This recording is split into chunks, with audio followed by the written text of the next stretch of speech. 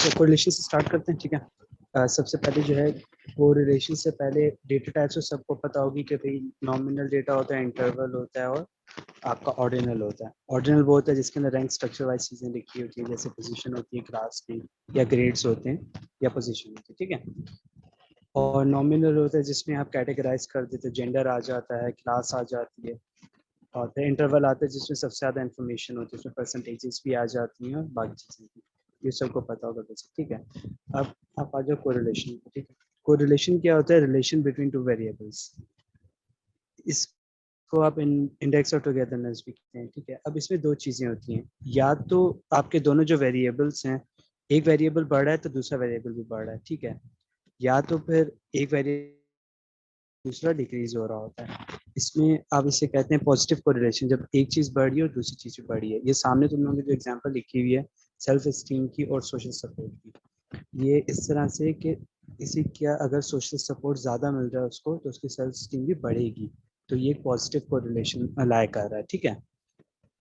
और इसी तरह नीचे आप आओ तो ये एक नेगेटिव कोरिलेशन की एग्जांपल दी हुई है कि अगर किसी को पनिशमेंट ज़्यादा दी जाए तो उसकी सेल्फ एस्टीम डिक्रीज हो रही होती है, तो ये एक नेगेटिव कोरिलेशन है, ठीक है। ये मैम ने ही रफली एग्जांपल दी थी। अब इससे आगे, और ये जो है ना ग्राफ मैम ने जीरो कोरिलेशन का इशू किया था कि इसके अंदर आप लोग देख सकते हो काफ़ी स्कैटर्ड है चीज़ें, ठीक है। एक पॉइंट यहाँ पे, एक पॉइंट वहाँ पे, इसके अंदर कोई इसकी लाइन बनी नहीं रही, तो ये आपका जीरो कोरिलेशन है, ठीक है। अच्छा, आर से आप कोरिलेशन को डिनोट करते हो, ये फॉर्मूला जो सामने लिखा हुआ है इसे फिलहाल छोड़ दो, या आगे फिर से आएगा। ये वैसे आपका पियर्सन्स कोरिलेशन कोफिशिएंट का फॉर्मूला है, ये जो सामने है, ठीक है। अच्छा, कोरिलेशन की वैल्यू हमेशा हमेशा -1 से +1 के दरमियान लाया करती है, ठीक है। कभी भी एक से ज़्यादा नहीं हो सकती कोरिलेशन। और जहाँ तक हमारे सब्जेक्ट की बात है, सोशल साइंसेस की बात है, तो कभी 1 भी नहीं आता। मतलब 1 एक बिल्कुल आपकी परफेक्ट है, ठीक है। इसको जो है आप परफेक्ट कोरिलेशन कहते हैं, लिखा हुआ है। ये एमसीक्यूज में मैम मे भी पूछ लें, तो +1 या -1 जो एग्जैक्ट वैल्यू है, ये परफेक्ट कोरिलेशन है, ये एग्जिस्ट नहीं करती, ये आइडियल या परफेक्ट कोरिलेशन कहलाता है, ठीक है। हम जब भी करेंगे हमारी वैल्यू +1 से कम ही आएगी और -1 से, मतलब -1 से +1 के दरमियान की रेंज ही होगी। अच्छा, प्लस और माइनस आपको कोरिलेशन दो चीज़ें बताती है हमेशा, ठीक है। एक तो आपको बताता है कि डायरेक्शन क्या है आपके इसका, ओके, मतलब पॉजिटिव है नेगेटिव है। पॉजिटिव होगा तो एक वेरिएबल के साथ दूसरा भी बढ़ा, और नेगेटिव है तो एक जो इनवर्स रिलेशन होता है ना, एक चीज़ बढ़ रही है दूसरी चीज़ कम हो रही है, वो होगा। तो ये आपको डायरेक्शन बता रहा है पॉजिटिव और नेगेटिव के सेंस में, और ये इसका मैग्नीट्यूड बता रहा है कि कितना है। अब जब मैग्नीट्यूड की बात आई तो उसके लिए हमारे पास एक स्केल है, जो ये मैम ने बताया था कि 0 से लेके +1 तक की वैल्यूज लिखी हुई राइट हैंड साइड पे, और लेफ्ट पे 0 से -1 की तरफ जा रहा है, ठीक है। इसमें जब 0 पे है ना तो ये नो कोरिलेशन है, फिर 0 से लेके 0.2 तक वीक कोरिलेशन है, फिर 0.4 तक मॉडरेट है, फिर 0.6 तक स्ट्रॉन्ग है, फिर उसके बाद 8 तक वेरी स्ट्रॉन्ग है, फिर आगे +1 उसकी तरफ जा रहा है, आइडियल की तरफ। ये भी जब हम आगे सॉल्व करेंगे ये चीज़ इंटरप्रिटेशन में काम आती है। जब आपकी कोरिलेशन की वैल्यू आ जाती है आपके पास, तो फिर आप स्केल पे रख के देखते हैं कि आया कि वो वीक है, मॉडरेट है, स्ट्रॉन्ग है, किस तरह का कोरिलेशन है। और इसका ये मैग्नीट्यूड, इसके साथ आप इसकी डायरेक्शन देख रहे होते कि पॉजिटिव है वैल्यू या नेगेटिव है, तो फिर आप इंटरप्रिटेशन में इस चीज़ को यूज करते हो, ठीक है। इस चीज़ को मैंने यहाँ तक बताई थी। अब इसके आगे यहाँ तक किसी ने कुछ पूछना है? अभी ये काफ़ी ऊपर से जा रहा होगा, आगे एग्जाम्पल में देखोगे तो समझ आ जाएंगे इस चीज़। यहाँ तक कुछ तो ये पूछना जो है? 1 जो है 100% होगा, और 6 जो 0.6 जो है वो 60% है। क्या चीज़? ये जो स्केल बना हुआ 0 ये से लेकर स्केल 1 तक। स्केल की बात? हाँ, नहीं नहीं नहीं ये नहीं, ये पॉइंट, नहीं परसेंटेज नहीं, से ये नहीं है ना? पॉइंट में ही चल रही, 0 है, 0.1 से लेके 0.2, नहीं नहीं, परसेंटेज नहीं होती है, ये इसकी वैल्यू ही यूँ है। ये 0.1, 0.3, 0.4। हाँ, आप अपनी अंडरस्टैंडिंग के लिए अगर बना लो तो आप कह सकते हो इस तरह से, लेकिन के परसेंटेज में आप कह लो कि भाई 80%, 70, लेकिन होता नहीं, इसमें है नहीं। इसमें 0.7, 0.8 ही है अप टिल 1। ठीक है। और अच्छा, वैसे ये मैम जो, ये कह रही थी कि हम जो क्वेश्चंस करेंगे या हम जो प्रैक्टिकली काम करते हैं, हाँ हाँ बोलो बोलो, मैं एंड कर दो। बोलो बोलो। ये जो अच्छा, तो राइट मैम ये साइड, कह रही थी कि हम जो क्वेश्चन करते हैं हम रिसर्च करते हैं तो एक तो उसमें जो है ना कभी भी 8 भी मैम ने कहा बड़ी रेयर केसेस में आ जाता है असली रिसर्च में, जब ये सोशल साइंसेस की होती है यूजुअली ये मॉडरेट स्ट्रॉन्ग इसके बहुत ही अच्छा आ जाए तो स्ट्रॉन्ग के करीब होता है ना, यूजुअली मॉडरेट और वीक के करीब ही आ रहा होता है, मैम ने कहा था। अच्छा क्या कह रहे हो? ये जो लेफ्ट साइड पे देखो जरा, ये दो ग्राफ बने हुए ना, एक में डॉट लगे हुए हैं, एक में सीधी लाइन है, दोनों में का मतलब नो कोरिलेशन जी। हाँ ये दोनों दोनों में नो नो कोरिलेशन, नो क्योंकि जी। सीधी लाइन भी है ना, ये कोई रिलेशन मतलब शो नहीं कर रहा इन दोनों में कि या तो एक चीज बड़ी एक चीज कम हो रही है, ये डेड है एक तरह। ठीक है। अच्छा हाँ, एक चीज बताना जीशान, ये यार हम्म। ये जो दो ग्राफ्स बने हुए लेफ्ट हैंड साइड पे, एक डॉटेड ग्राफ है जिसमें IQ लिखा है और एक लाइन ग्राफ है, इसका मुझे थोड़ा सा डिफरेंस समझ में नहीं आ रहा कुछ।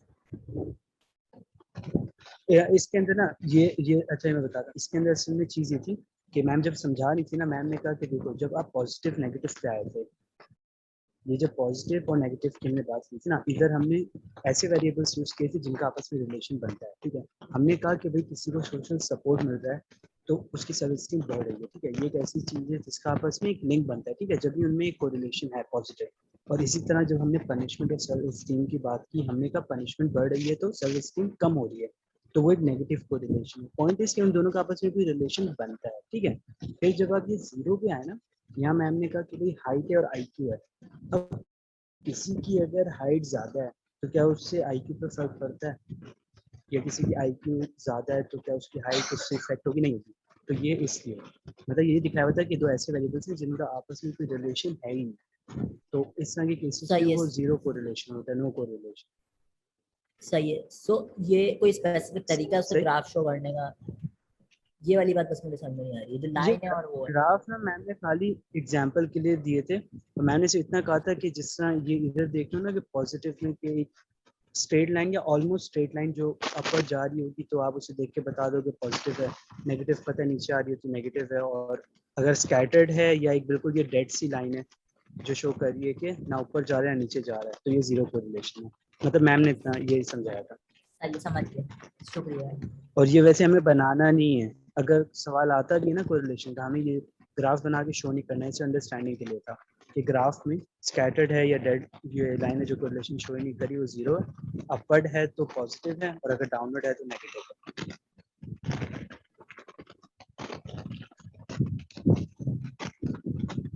हाँ क्लियर है। हाँ ठीक है, क्लियर हो गया कॉन्सेप्ट। क्लियर है। हेलो।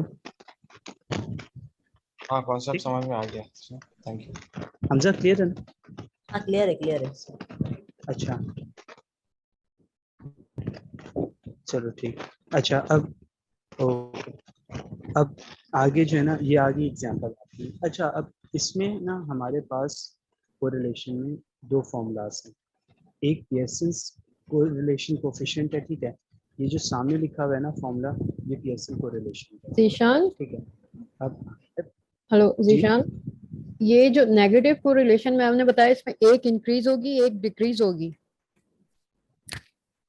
हाँ, नेगेटिव कोरिलेशन में ऐसे होता है कि अगर एक चीज आपकी इंक्रीज हो रही है तो दूसरी चीज डिक्रीज हो रही है, नेगेटिव में ये होता है। और और पॉजिटिव में पॉजिटिव में दोनों एक जो है बढ़ी है तो अपवर्ड दूसरी उसके होंगी। साथ बढ़, जी जी दोनों, एक चीज बढ़ी है तो दूसरी उसके साथ बढ़ रही है पॉजिटिव में।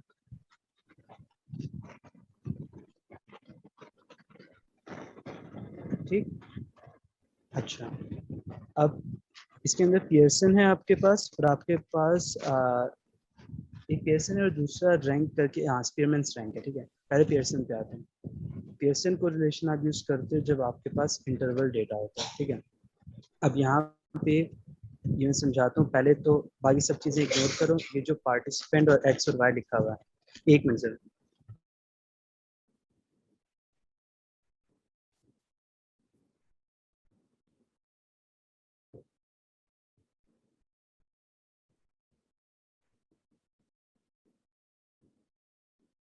इधर जो है सबसे पहले आप बाकी चीजें इग्नोर करो क्योंकि मैंने पूरा सॉल्व किया हुआ है, ये एक्स वाई और पार्टिसिपेंट।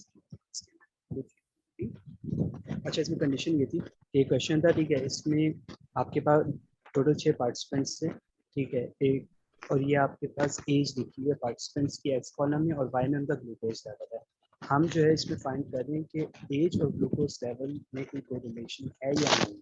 पार्टिसिपेंट से किसी स्टडी में, ठीक है, उन सबका ग्लूकोज उनका टेस्ट किया गया, ग्लूकोज लेवल का, उनकी एजेस दी गई और फिर हमें सवाल ये दिया है कि भाई आपके पास एक्स और वाई की वैल्यूज आ गई। एक्स आपके पास उनकी एज है पार्टिसिपेंट्स की, वाई आपके पास उनका ग्लूकोज लेवल है और टोटल 6 पार्टिसिपेंट्स हैं, इनका आपने कोरिलेशन फाइंड करना है। ठीक है, अब ये डेटा जो है ना ये आपका, ठीक है, इंटरवल डेटा, ये आपका ऑर्डिनल डेटा नहीं, आप इसको यूज करेंगे पियर्सन कोरिलेशन कोएफिशिएंट को। अच्छा, अब करना पता है क्या, ये फॉर्मूला तो आपके सामने, ये वाले पेजेस भी मैं शेयर कर दूंगा और बाकी फॉर्मूलाज भी आप लोगों के पास होंगे। तो सबसे पहले ना फॉर्मूला लिख लेना, ठीक है, सॉल्व करते हैं। आपको पता है कि पियर्सन लगना है, आपने फॉर्मूला लिख लिया और साइड पे ना ये जो लाइन से मैंने लिखा है कि आपको क्या क्या चीज़ रिक्वायर्ड है। देखो, आप चाहो तो ये साइड पे समय लिखा है ना, N submission X submission Y, आप लिखना चाहो तो लिखो, नहीं लिखना तो नहीं लिखो। लेकिन इससे होगा ये कि जब आप क्वेश्चन सॉल्व कर रहे होगे आपके पास सारी चीज़ें साइड पे लिखी हुई होंगी, उससे कंफ्यूजन कम, वरना ये फॉर्मूला के अंदर कुछ चीज़ें ऐसी हैं जिनमें सॉल्व करते हुए जल्दी में गलती हो जाती है। अब ये फॉर्मूला आपके पास है N summation X Y minus summation X summation Y, root नीचे इतना बड़ा फॉर्मूला लिखा हुआ है, रूट के अंदर एन समेशन एक्स वाई, ये जो नीचे लिखा हुआ है ना ये वाला N summation X square minus summation X का होल स्क्वायर, मैं खुद जब सॉल्व कर रहा हूँ इसमें मुझसे बहुत ब्लंडर होता है। ये वैल्यू डालते हुए अक्सर ऐसा होता है कि मैं समेशन एक्स के होल स्क्वायर की जगह समेशन एक्स का स्क्वायर लिख देता हूँ, उसके से पूरी आपकी इक्वेशन चली जाती है। ठीक है, तो अच्छा रहेगा कि आप लोग साइड पे आप फॉर्मूला देखो, फॉर्मूला में आपको क्या क्या चीज़ रिक्वायर्ड है। ठीक है, टॉप टिल बॉटम जाओ कि सबसे पहले आपको एन चाहिए, साइड पे लिख दिया N is equals to summation X फिर समेशन वाई, फिर समेशन एक्स स्क्वायर भी चाहिए और समेशन वाई स्क्वायर चाहिए और समेशन एक्स वाई चाहिए। ठीक है, ये सारी चीज़ें आप साइड पे देखो, इसे देख के आप टेबल बनाओ, आपका टाइम बचेगा, क्योंकि हो सकता है आप जल्दबाजी में टेबल बनाओ तो कोई ना कोई चीज़ स्किप कर दो। तो अब इसके हिसाब से आपके पास एक्स और वाई था और पार्टिसिपेंट थे। ठीक है, फिर आगे मैंने देखते हुए कॉलम बना लिया अपना एक्स स्क्वायर का, वाई स्क्वायर का और एक्स वाई का। ये तो सिंपल सॉल्व करना है। ठीक है, इसमें तो आई डोंट थिंक सो बताने की जरूरत है कि एक्स के स्क्वायर करते जाओ, वाई के स्क्वायर करते जाओ, एक्स और वाई को मल्टीप्लाई करके थर्ड कॉलम में आ जाएगा। नीचे सबका सबमिशन है, सबमिशन है आप सिंपली ऐड अप करते हो, ये जितनी आपकी एज है इनको आपने ऐड अप कर दिया, सबमिशन एक्स आ गया, वाई कॉलम का submission Y and so on, सब कॉलम्स को ऐड अप करो, सबमिशन आपके पास आ जाएगा। उसके बाद सिंपली ये फॉर्मूला लिखा नीचे। अच्छा, मैंने यहाँ फॉर्मूला नहीं लिखा, लेकिन यहाँ पे फॉर्मूला लिख लेना, क्योंकि पुट करते हुए ही ब्लंडर होते हैं, इसमें मुश्किल कुछ नहीं है, लेकिन ब्लंडर यही होता है कि जब फॉर्मूला में हम पुट कर रहे होते हैं ना वैल्यू, तो हम मिक्स कर देते हैं वहाँ पे। तो खैर ये आपने फॉर्मूला लिखा, सारी सबमिशन की वैल्यूज, अच्छा सबमिशन की वैल्यूज आ गई ना आपके पास, फिर आप वापस ऊपर जाओगे। ये जो मैंने लिखा है मैंने सॉल्व करने के बाद लिखा है, मैं लेकिन शुरू में लिख चुका था कि भाई मुझे एन चाहिए, सबमिशन एक्स चाहिए, सबमिशन वाई और ये सारी चीज़ें। तो जैसे जैसे मैं सॉल्व करता गया टेबल, मैंने यहाँ पे अपनी वैल्यूज साइड पे लिख दी ताकि जब मैं सॉल्व करने आऊँ तो मुझे इशू नहीं। फिर मैं नीचे गया, मैंने यहाँ पे फॉर्मूला लिखा और फॉर्मूला वैल्यूज पुट की, simply step by step divide करके आपके पास ये वैल्यू आ गई है, R X Y is equal to 0.52। अच्छा, I didn't mention R X Y represents Pearson's correlation coefficient. आगे जो दूसरा है स्पीयरमैन रैंक है, उसको अलग तरीके से डिनोट करते हैं और ये पियर्सन को आप आर एक्स वाई से करते हैं। आर आपका कोरिलेशन को रिप्रेजेंट कर रहा है, एक्स वाई आपका इसको पियर्सन को रिप्रेजेंट कर रहा है, जो पियर्सन मेथड था। ठीक है, ये आपके पास आगे वैल्यू। अच्छा, इसके साथ मैंने पॉजिटिव नहीं लिखा, लेकिन ऑब्वियस सी बात है कि पॉजिटिव है आपके पास वैल्यू आ गया। अब इंटरप्रिटेशन पे जाएंगे। अब आपका दोबारा से यूज आएगा उसी टेबल का, जो स्केल का जो पीछे आपने देखा था पॉजिटिव नेगेटिव वाला, और जिसमें वीक स्ट्रॉन्ग मॉडरेट वैल्यूज लिखी हुई थी। इंटरप्रिटेशन करते हुए अब आपके पास 0.529 आ गया। ठीक है, आप सबसे पहले अपना स्केल याद कर लेना, अच्छी बात है। आप स्केल पे जाएंगे, आप यहाँ देखेंगे 0.5 कहाँ लाया कर रहा है। ठीक है, ये मॉडरेट और स्ट्रॉन्ग के दरमियान में लाया कर रहा है। ठीक है, ये मॉडरेट और स्ट्रॉन्ग के बीच में 0.5। तो आप जब अपने क्वेश्चन पे आए, ये 0.529 है, तो इंटरप्रिटेशन आप ऐसे करेंगे कि भाई it can be said that there will be a positive moderate correlation. Positive ने इसकी डायरेक्शन बता दी, ठीक है, और मॉडरेट हमने स्केल के हिसाब से रखा है कि स्केल में वो मॉडरेट के करीब आ रहा था, तो ये पॉजिटिव मॉडरेट कोरिलेशन। तो आपको लेकिन ये बात पूरी स्टेटमेंट पूरी लिखनी होगी कि it can be said that there will be a positive moderate correlation between age and glucose level of the participants. खत्म, इसमें और कुछ भी नहीं, ये इतना सही है। पियर्सन मेथड से इतना है, ठीक है। यहाँ तक इसमें कुछ पूछना है? बाकी स्केल जो है ना, ये आप याद कर लोगे अच्छा, ऐसे इतना मुश्किल नहीं, एक तरफ से आप याद करोगे, वाइस वर्सा है। इधर 0.5 आया तो इसको मॉडरेट कोरिलेशन में लिखा। अच्छा, मैम ने एक बात ऐड की थी कि अगर जो है आपकी जो भी वैल्यू आए, सपोज ये वैल्यू 0.5 टू समथिंग थी ना, 0.5 कुछ था, अगर ये वैल्यू 0.59 होती तो मैं इसको स्ट्रॉन्ग में भी लिख सकता था, ठीक है। तो यहाँ तक कुछ पूछना है तो बताओ। ईशान लास्ट बात पूरी रिपीट करना प्लीज। 0.59 होगी तो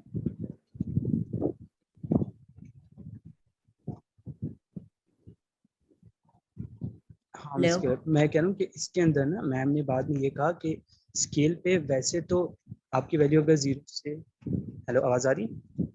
हाँ हाँ सुन रहा हूँ। अच्छा, इसमें मैम ने कहा था कि आपकी जो वैल्यू है ना, अगर स्केल पे, वैसे तो ये पहले मैम ने लिखवा दिया कि भाई ये 0.25 भी अगर आ रही है। एक मिनट रुकना, स्क्रीन शेयरिंग ऑफ हो गई।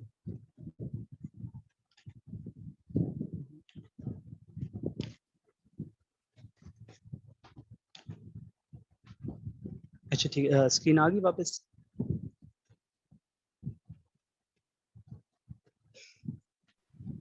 हाँ हाँ आगे। अच्छा, तो इसके अंदर ना आपकी वैल्यू अभी थी 0.5 समथिंग ना, स्क्रीन शो हो रही है ना सबको? जी शो हो रही है।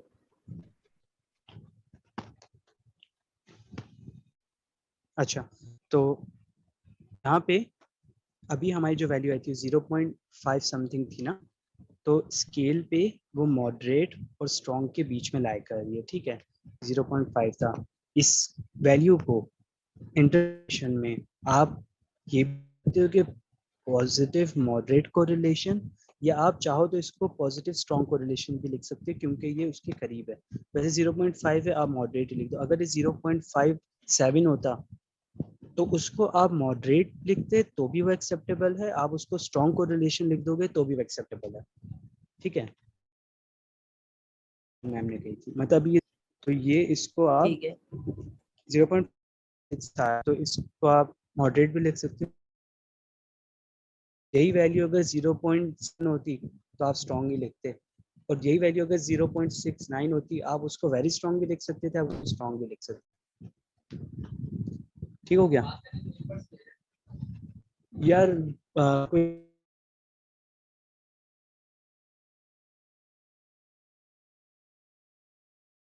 अच्छा, सॉरी, सो क्लियर हो गया? हाँ ठीक है। अच्छा इसका आंसर दिखाना जरा एक मिनट, किस तरह का है जो अभी टेबल सॉल्व किया था। ठीक है, सही है। 0.52 सही है, ठीक है।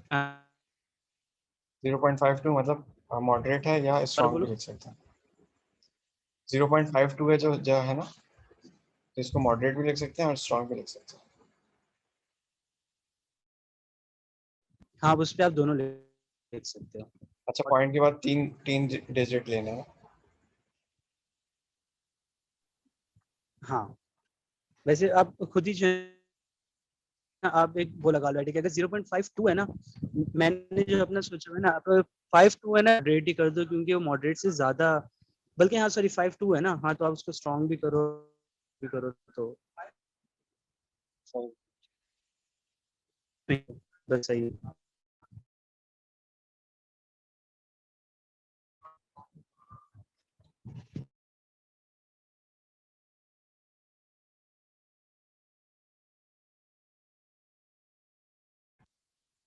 तुम्हारा फोन शायद वो हैंग है दिशा।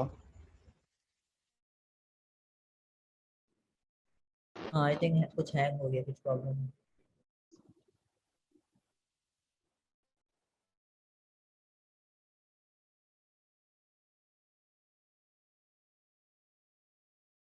हमारे सामने लिखा हुआ है, ये उसके निस्बत इजी। तब इजी तो वो भी है, लेकिन ये जो है काफ़ी सिंपल सा है। फॉर्मूला आपके सामने है, ठीक है। उसको आप पियर्सन को आर एक्स वाई से रिप्रेजेंट कर रहे थे, डिनोट कर रहे थे, इसको आप आर एस से डिनोट कर रहे हैं, स्पेयरमैन रैंक को। जब आपके पास ऑर्डिनल डेटा गिवन होगा, ऑर्डिनल डेटा होता है जिसमें रैंक गिवन होता है, रैंकिंग वाइज होता है, ग्रेड होता है, समझिए उसमें ज़्यादा डिटेल नहीं होती आपके पास। अब ये जो हमारे पास क्वेश्चन है, इसमें कंडीशन ये थी कि ये कुछ स्टूडेंट्स हैं, 7 स्टूडेंट्स हैं, ठीक है। इनका मिड टर्म का और फाइनल का रिजल्ट लिखा हुआ है, उनकी रैंकिंग क्या थी वो लिखी है। एक्स कॉलम में जो उनके मिड टर्म का रिजल्ट था, मिड टर्म में उन्होंने जिसने फर्स्ट पोजीशन स्कोर की थी, सेकंड, थर्ड, फोर्थ, फिफ्थ और सिक्स वो लिखा हुआ है। फिर फाइनल एग्जाम्स में इन्हीं स्टूडेंट्स ने कौन सी पोजीशन ली थी वो वाई कॉलम में। अब हमें इसमें मिड टर्म और फाइनल टर्म के रिजल्ट्स का जो कोरिलेशन है वो फाइंड करना है, ठीक है। तो फॉर्मूला आपके पास लिखा हुआ है, इसमें भी सेम वही काम कर लो कि आप साइड पे लिख लो कि आपको क्या क्या चीज़ रिक्वायर्ड है। आपको एन चाहिए, आपको एन स्क्वायर चाहिए और आपको सॉल्यूशन डी स्क्वायर चाहिए। डी होता है डिफरेंस। इसमें स्पेयरमैन रैंक में आप एक्स और वाई कॉलम का पहले निकालते हैं डिफरेंस, फिर उस डिफरेंस का स्क्वायर निकालते हैं, फिर उसका सॉल्यूशन करते हैं। इस सिंपल आपने एक्स और वाई कॉलम बनाया हुआ था, आगे आपने डिफरेंस लिखा, डिफरेंस में आप एक्स में से वाई को माइनस कर देते हैं, तो एक्स से वाई को माइनस किया, -3, -4, -2 सो ऑन, उसी का आगे स्क्वायर निकाल लिया। अच्छा, इसमें एक चीज चेक कर, यूँ आप कर सकते हैं कि जब भी आप डिफरेंस निकालेंगे, इसमें डिफरेंस को जब आप एडअप करेंगे वो जीरो बन रहा होगा। यही चीज़ स्टैंडर्ड डिविएशन में भी होती है कि आप उसको बीच में जब ऐड अप कर रहे होते हैं तो आपको जीरो आए तो इसका मतलब आपने सही से किया। तो खैर, इसके बाद आपका आपने डिफरेंस का स्क्वायर निकाला, समीशन डी स्क्वायर आ गया नीचे, सिंपल उसको फॉर्मूले में पुट कर दिया। इसमें कोई इतना खास है नहीं ये। अच्छा, ये है थोड़ी सिंपल सी एग्जांपल, ठीक है। आपके पास वैल्यूज आ गई हैं, आपने ऊपर लिख ली, उसके बाद आपने सिंपली फॉर्मूला में पुट कर दी, पुट करके सॉल्व किया। इंटरप्रिटेशन सेम उसी अंदाज में होती है। ये आपके पास वैल्यू क्या आई थी, नेगेटिव में आई है, -0.357। उसी स्केल के हिसाब से आप देखेंगे कि आपकी वैल्यू कहाँ लाई कर रही है, ठीक है। एक बार फिर खोल लेते हैं, क्या था, -0.357 है, अब 0.357 है, ये आपका मॉडरेट के करीब लाई कर रहा है, ठीक है। यहाँ से देखा, आप वापस गए, आप इंटरप्रिटेशन लिखेंगे, it can be said that there will be a negative weak. अच्छा, वीक भी लिखा मैंने, एक मिनट, 0.357। अब ये वही वाली बात आ गई कि 357 था, इसको मॉडरेट भी लिख सकते हैं, इसको वीक भी लिख सकते हैं। इधर वीक मैंने इसलिए लिखा हुआ है क्योंकि मैम ने जब फर्स्ट टाइम पढ़ाया था ना, तो मैम ने कहा था ये वीक ही रहेगा। बाद में मैम ने थोड़ा एक्सप्लेन किया था और मैम ने कहा था कि ये एक्सेप्टेबल है, कि मॉडरेट के करीब है, तो इसको आप वीक, मैंने वीक लिखा इंटरप्रिटेशन में, इसको आप मॉडरेट लिखेंगे तो भी ये ठीक है, ठीक है। तो इधर लिख दिया कि it can be said that there will be a negative weak correlation between mid term and final term result. इसको मॉडरेट लिखते हैं तो भी सही था, बस इसमें और कुछ भी नहीं है, ठीक है। ये सिंपल सी एग्जांपल थी। इस एग्जांपल में कुछ पूछना है तो पूछ लो, आगे इसकी दूसरी एग्जांपल है वो समझा देता हूँ।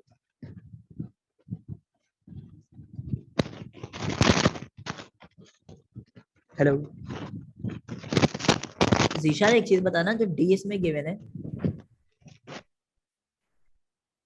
क्या, सॉरी, एक चीज बताना, सॉरी बीच में मेरा मिस हो गया था, जो डी है ये आपको गिवन होगा या ये आप निकालोगे? डी आप कैलकुलेट करोगे, जो आपका एक्स और वाई तो हर क्वेश्चन में होगा ना। डी आपका बेसिकली डिफरेंस होता है एक्स और वाई का। डी आप इससे निकालेंगे कि एक्स में से वाई कॉलम को माइनस जाएंगे, और फिर डी कॉलम के एंड पे ना आप सबको ऐड अप करोगे तो हमेशा जीरो बनेगा, उससे आपको पता चलेगा आपने सही ही निकाला होगा। अच्छा, एक्स वाई पता बताया होगा कि ये एक्स है ये वाई है, या कोई मर्जी से रख सकते यार एक्स वाई, अब वो मैम क्वेश्चन देती किस तरह से, लेकिन वो एक्स वाई बताया हुआ ही होगा। और अगर एक्स वाई नहीं भी लिखा हुआ, अगर आपके पास देखो, अगर आपको क्वेश्चन में, क्योंकि प्रैक्टिस क्वेश्चन देखो मैंने भी नहीं किया, लेकिन अगर प्रैक्टिस क्वेश्चन में इस तरह से लिखा हुआ होता है कि भाई ये आपके सामने रिजल्ट है, these are the mid term, this are the positions students got in their mid term examinations, आगे पोजीशन लिख दी उन्होंने भी 1 2 3 4 5 6 7 and the same students got this rank in their final term. ये तो आपको वैसे ऑब्वियस हो जाएगा कि यार ये चीज एक्स कॉलम की रिचेस वाई कॉलम की है, लेकिन वैसे गिवन होगा। और मैम ने एक और चीज ये कही थी, ये तो छोटा, अगर मिड टर्म और फाइनल का आ रहा है जैसे, तो जो पहले वाला होगा वो एक्स हो जाएगा। हाँ, ऑटोमेटिकली वो एक्स हो जाएगा, जो पहले वैल्यू आई वो एक्स की आएगी ना आपके पास। ठीक है, ठीक और जैसे अगर उसमें मिड टर्म और फाइनल की जगह कुछ और दिया हुआ है, फर्स्ट ईयर सेकंड ईयर करके दिया हुआ है, तो जो पहले वाली तो वैल्यू होगी वो फर्स्ट x हो ईयर जाएगा। देखो ऑब्वियसली आप पहले फर्स्ट ईयर ही करते हो, फिर ही आप सेकंड ईयर में जाते हो, सही, तो आप उस ठीक है, हिसाब से फर्स्ट को x कर दोगे, सेकंड को y कर दोगे। ओके। वैसे ये चीज मेरे ख्याल से स्पेसिफाइड होगी वहाँ पे, क्योंकि प्रैक्टिस क्वेश्चन मैंने भी नहीं किया, मैंने मैम वाले ही किया हुआ सब कुछ। ठीक है, थोड़ा सा वो आ रहा है, शोर आ रहा इसकी दूसरी एग्जांपल पे है माइक से। यार पता है क्या, मेरा पता नहीं इंटरनेट का विषय है, माइक का विषय है, पता नहीं क्या क्या इस पर। सो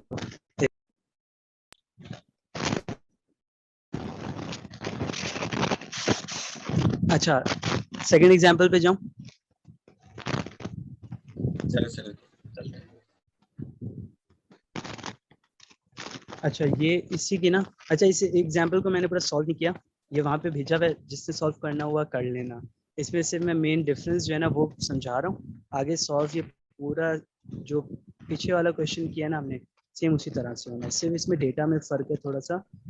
इसमें जो है ना, अच्छा हो सकता है कि मैम जब क्वेश्चन देंगी एग्जाम में, कोई सवाल हो जिसके अंदर जो आपका डेटा है वो इंटरवल हो, और मैम लिख दें कि इसको स्पीयरमैन रैंक कोरिलेशन से ही सॉल्व करना है, तो जाहिर सी बात है फॉर्मूले का फर्क आ रहा है, आपको जो इंटरवल डेटा है उसको पहले ऑर्डिनल में कन्वर्ट करना पड़ेगा उसके लिए। ठीक है, तो ये उसकी एग्जांपल दी थी मैम ने। डेटा इसमें ये दिया था, एक हाइपोथेटिकल सिनेरियो बना दिया था मैम ने कि भाई जिस बच्चे के इतने मार्क्स हैं उसके इतने दोस्त होंगे। ठीक है, तो ये आपके पास शुरू में मार्क्स आ गए कि भाई जिस बच्चे ने इतने मार्क्स लिए थे, और सेकंड कॉलम में उस बच्चे के कितने दोस्त थे, तो जिसने 25 लिए उसके 10 दोस्त हैं, जिसने 30 लिए उसके 11, सो ऑन। ये एक्स और वाई में ये चीज़ थी। अब मसला ये आ गया है कि ये आपके पास ऑर्डिनल डेटा नहीं है। ठीक है, ठीक है, इसमें कोई हायरार्की नहीं बनी हुई, कोई रैंकिंग नहीं है, कोई ग्रेडिंग नहीं है। ठीक है, ये रॉ डेटा एक तरह से, तो आप इसको पहले रैंक करेंगे इस डेटा को, ताकि ये उस शेप में आ जाए जो आपको स्पीयरमैन रैंक को।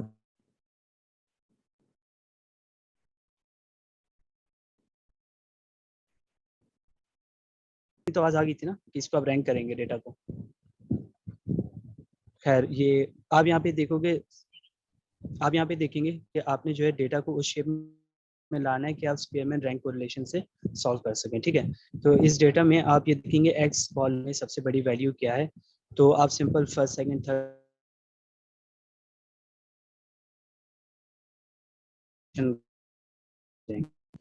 सबसे बड़ा वैल्यू आपकी थी, उसके आगे में लिख दिया हो गया 28 सेकंड लिख दिया क्या।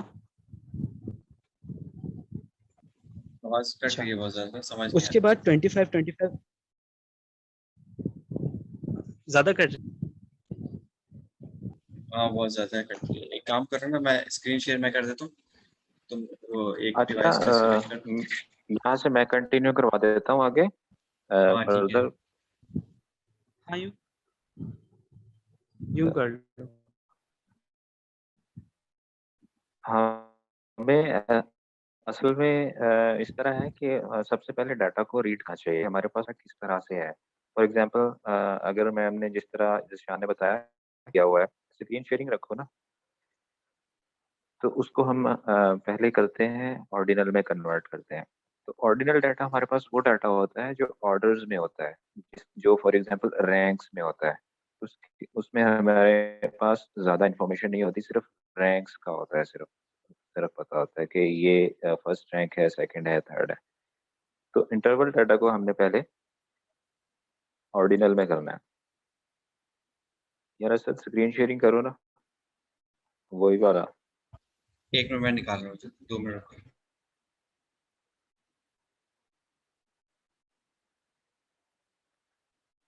अच्छा, R Y and R X जो है, ये बेसिकली हमने एक्स का रैंकिंग करनी है तो आर एक्स लिख देंगे, और वाई की रैंकिंग करनी है तो आर वाई लिख देंगे, क्योंकि हमारे पास दो वेरिएबल्स हैं, एक्स वेरिएबल है और वाई वेरिएबल है।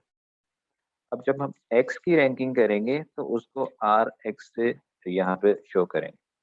ठीक है, तो रैंकिंग करने में सबसे पहले हम देखेंगे कि एक्स वाला जो कॉलम है इसमें सबसे नंबर 1 पे कौन आ रहा है। ठीक है, तो सबसे ज्यादा रैंक देखें मार्क्स कौन से हैं एक्स वाले में, 30 है।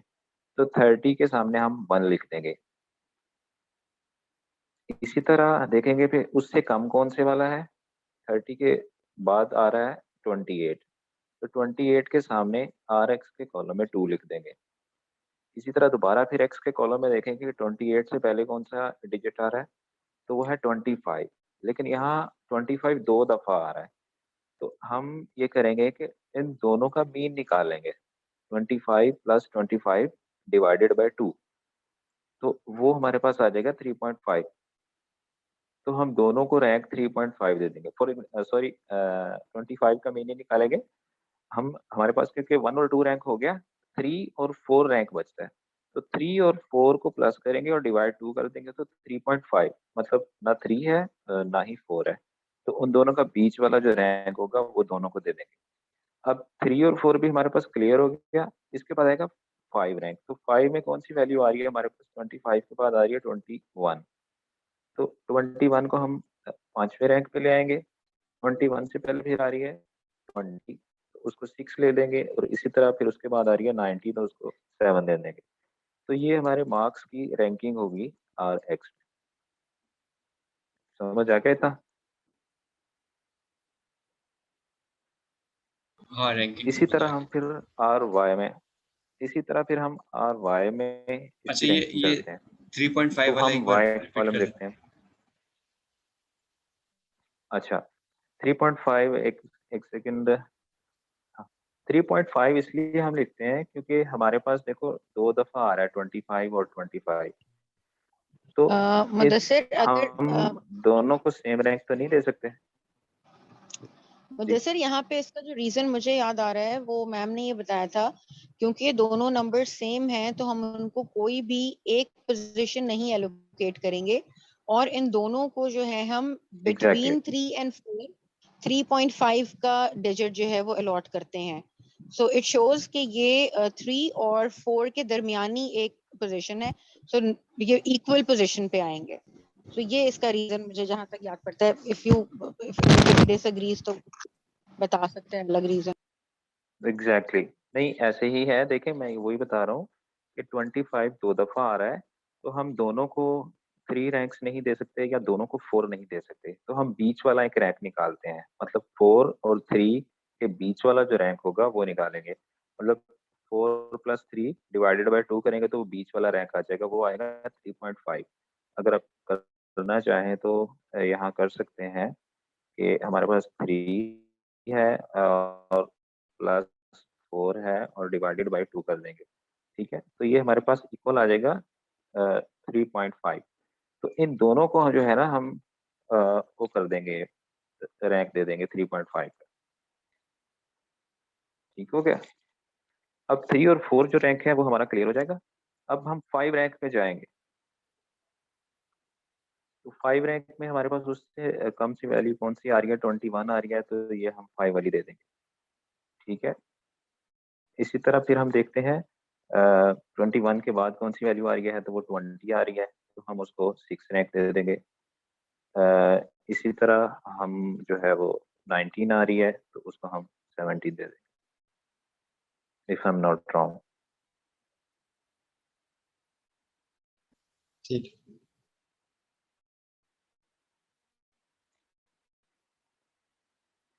इसी तरह फिर हम Y वाला लेते हैं और उसको भी सेम रैंकिंग करते हैं Y की एक के मिनट साथ। मुदस्सिर, तो यहाँ Y पे में देखते हैं क्वेश्चन सबसे है, जो है ज्यादा। याहिया ने क्वेश्चन पूछा हुआ है कि जहाँ पे हम अगर जैसे 25 है वो 3 टाइम्स होता है रिपीट, तो जिशान ने कुछ समझाया है। जिशान अगर आप उसको समझा दें, क्योंकि मुझे नहीं समझ आया वो कि किस तरह से उसको क्या करना है। हाँ देखें, अगर 3 दफा रिपीट होता है तो हम फिर 3 रैंक लेंगे।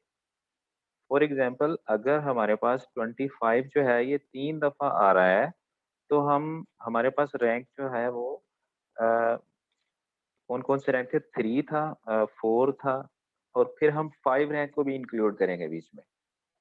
ठीक है, हम उसको इस तरह से लिखेंगे 3, राइट राइट, अगर मेरा ठीक। पेन चल रहा हुआ यहाँ तो जी जी ठीक, समझ गई, वो चैट में लिख दिया।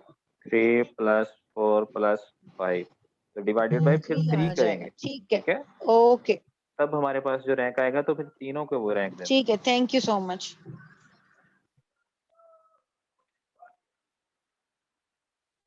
हाँ, इसी तरह तो फिर फिर हम तीनों जो के है 4 वो आ जाएंगे ना, इसी 4। वाई वाले की रैंकिंग कर लेते हैं। हाँ, तो हम फिर जो नेक्स्ट रैंकिंग करेंगे वो 6 से स्टार्ट करेंगे, क्योंकि इन तीनों की हम 5 तक तो ले आए, तो फिर अगली तीनों रैंकिंग तीनों की 6 रैंक से 4 आ स्टार्ट जाएगा, करेंगे। फिर अगले 6 आ जाएगा। हाँ,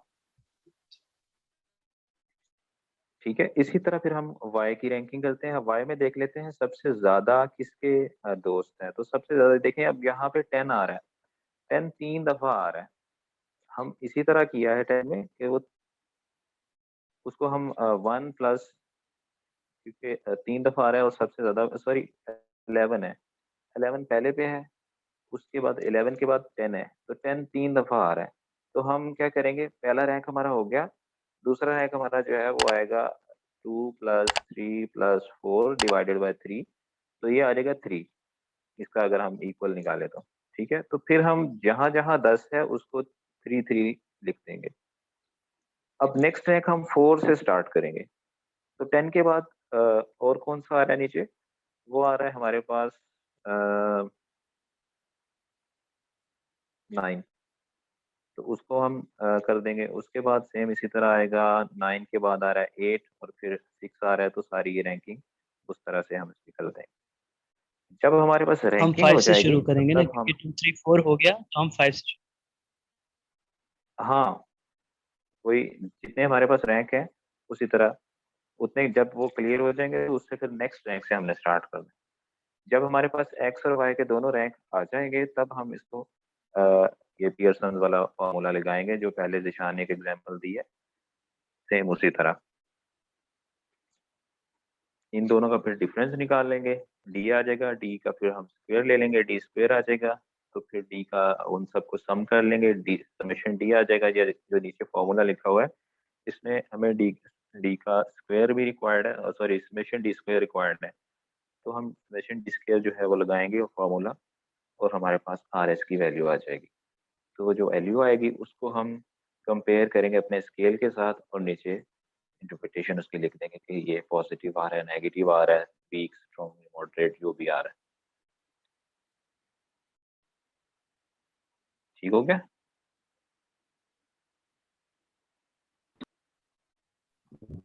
हाँ, ये कंप्लीट हो गया कोरिलेशन, यहाँ पे आगे रिग्रेशन है।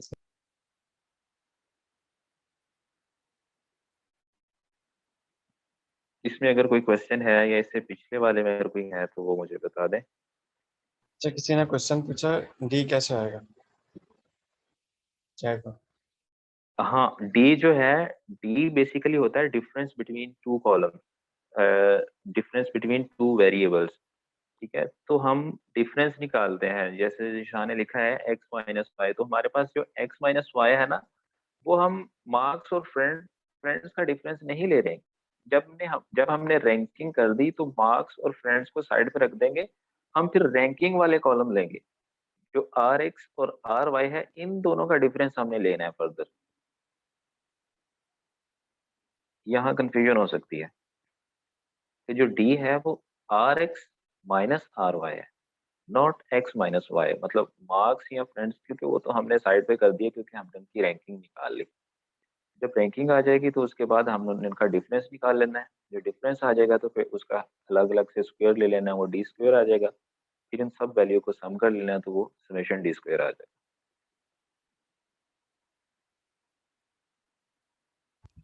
ठीक है।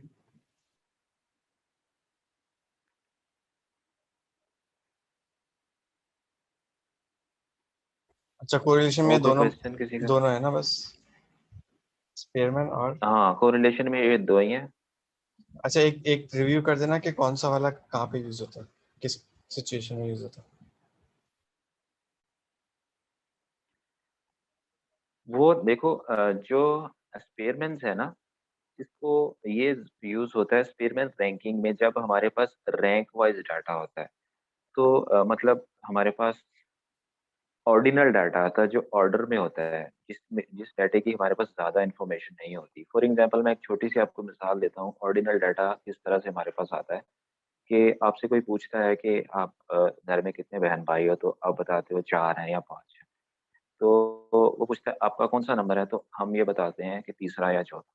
तो उसके पास ये ऑर्डर आ जाएगा कि चौथा है ये, लेकिन उसके पास आपकी एज नहीं आएगी कि कितनी एज है आपकी, मतलब कंप्लीट डाटा, रॉ डाटा जिसको बोलते हैं वो नहीं है। लेकिन वो सिर्फ ये है कि उसके पास ऑर्डर आ जाएगा एक। तो जो ऑर्डर में डाटा होता है, फॉर एग्जाम्पल फर्स्ट पोजीशन है, सेकंड है, थर्ड है, फोर्थ है, जो डाटा रैंकिंग वाइज या ऑर्डर वाइज होता है, जब वो गिवन होगा तो उसमें हम पियर्सन लगाएंगे, सॉरी स्पीयरमैन लगाएंगे, और उसको आर एस से डिनोट करते हैं। ये वाला जो अभी हमने किया है, ये वाला लगाएंगे जब रैंकिंग में होगा, जब ऑर्डर में डाटा होगा। डाटा को पढ़ना जो है ना, सबसे पहले वो इम्पोर्टेंट है कि डाटा हमारे पास किस तरह से है। अगर मैम ने कोई कंडीशन नहीं लगाई हुई कि आपने इसको पियर्सन करना है या स्पीयरमैन करना है, तब आपने पहले डाटा पढ़ना है कि डाटा हमारा कौन सा है, फिर उसमें उसी तरह का फॉर्मूला लगाना है और फिर उसको सॉल्व करना है। तो जो इससे पहले वाला किया है वो पियर्सन है। तो पियर्सन में होता है हमारे पास इंटरवल डाटा होता है, हमारे पास मतलब कंप्लीट डाटा होता है जिसमें एज है, जिसमें आपका मुख्तलिफ जो कंप्लीट डाटा है वो आएगा। जैसे पहले वाली एग्जांपल जो ज़िशान ने करवाई, उसमें कौन कौन सा डाटा था हमारे पास? उसमें हमारे पास एज का डाटा था, और साथ कौन सा था? हाँ, ग्लूकोज लेवल का, कि कितनी ग्लूकोज कितनी लेवल एज का। है और उसका ग्लूकोज लेवल। तो हमारे पास ये कोई रैंकिंग में डाटा नहीं है कि ग्लूकोज लेवल किसका पहले नंबर पे किसका है, दूसरे पे किसका है, तीसरे पे किसका है। ये रैंकिंग नहीं है, ये इंडिविजुअल का है। फॉर एग्जांपल अगर नंबर 1 एक बंदा है, पार्टिसिपेंट नंबर 1 है, उसकी 43 एज है, हम ये नहीं बता रहे कि उसकी एज कितने नंबर पे आ रही है, और डायरेक्ट उसी इंडिविजुअल का हम फिर ग्लूकोज लेवल बता रहे हैं। हम ये नहीं बता रहे कि उसका जो लेवल है वो कौन से रैंकिंग में आ रहा है। फॉर एग्जाम्पल ये 6 टोटल है, तो 6 में से किस रैंकिंग में आ रहा है। हाँ, अलबत्ता हम इसकी रैंकिंग कर सकते हैं अगर कंडीशन लगाई हो मैम ने कि आपने इसको स्पीयरमैन के थ्रू करना है, तब हम इसकी रैंकिंग कर सकते हैं, जैसे अभी रैंकिंग हमने की है ना उसमें। लेकिन अगर इसमें कोई कंडीशन नहीं लगाई, हमारे पास ये इंटरवल डाटा है, तो तब हम इसको फिर पियर्सन से ही करेंगे, जो ऊपर फॉर्मूला लिखा हुआ है, और इसको आर एक्स वाई से डिनोट करते हैं।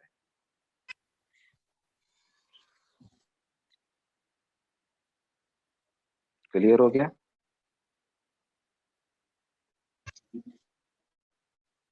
अच्छा, इसमें अगर वो ना दिया हो, कुछ लिखा हुआ नहीं है कि किससे सॉल्व करना है, अपनी मर्जी से कोई सा भी लगा सकते हैं। हाँ, मर्जी से कोई सा भी नहीं लगा सकते, लेकिन हमें पता होना चाहिए कि हमारे पास डाटा किस तरह का है। कोई अगर कंडीशन नहीं लिखी हुई कि आपने किस तरह से करना है, अगर आपके पास अपने डाटा पढ़ा, आपने अंडरस्टैंड किया कि यार ये डाटा इंटरवल है, तो आप सिंपली ये वाला लगाएं। अगर आपने अंडरस्टैंड किया यार इंटरवल नहीं है, ये तो ऑर्डिनल है, ऑर्डर्स में डाटा दिया हुआ है, फर्स्ट सेकंड थर्ड करके या इस तरह से दिया हुआ है, तो तब आप उसको स्पीयरमैन लगाओ। ठीक है, ठीक। अच्छा, एक मिसने एग्जाम्पल दी थी, पता नहीं प्रैक्टिस क्वेश्चन दिया था, तो उसके अंदर सबने जो ना दोनों तरीके लगा के सॉल्व कर दिए थे। जिशान शायद याद होगा तुम्हें। इसमें भी, हाँ देखो, इसमें भी हम दूसरा तरीका लगा सकते हैं। ये जो अभी ग्लूकोज और एज लेवल वाली खुली हुई है ना एग्जाम्पल, इसके अंदर भी हम जी। लगा सकते हैं वही वाला तरीका, लेकिन हमने पहले डाटा को ऑर्डिनल में करना है।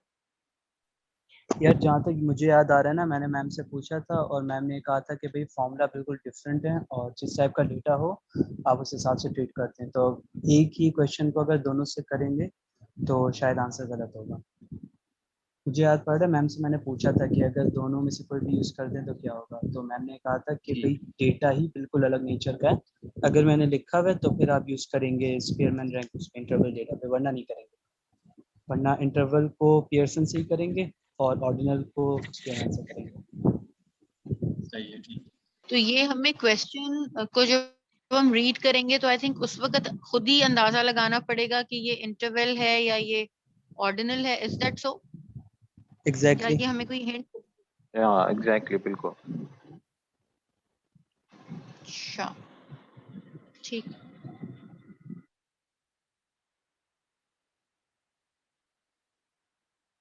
और अगर कोई इसमें कोई कंफ्यूजन है तो कोरिलेशन में दोनों मुदस्सिर में। मुझे थोड़ी सी ना इसकी सिर्फ ये बताओ कि इसकी लाइक क्वेश्चनिंग में निशानी किस तरह होगी, हम किस तरह इसको अंदाजा लगाएंगे कि इंटरवल का क्वेश्चन है या ये उसका है दूसरा वाला ऑर्डिनल है।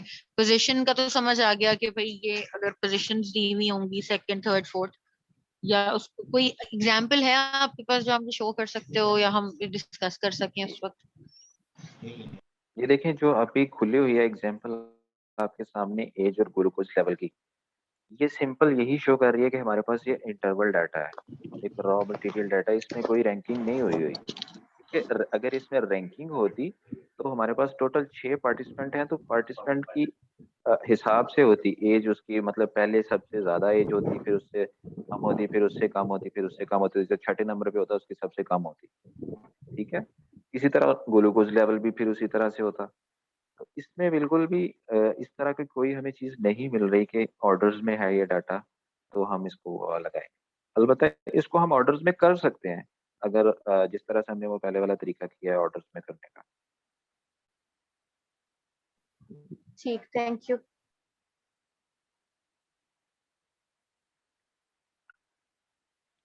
इसका क्वेश्चन कुछ इस तरह से आएगा कि how do variable get along with each other, या what kind of relationship between variables. तो हमें डाटा दिया गया होगा तो हम उसको फिर आगे अपने हिसाब से करें।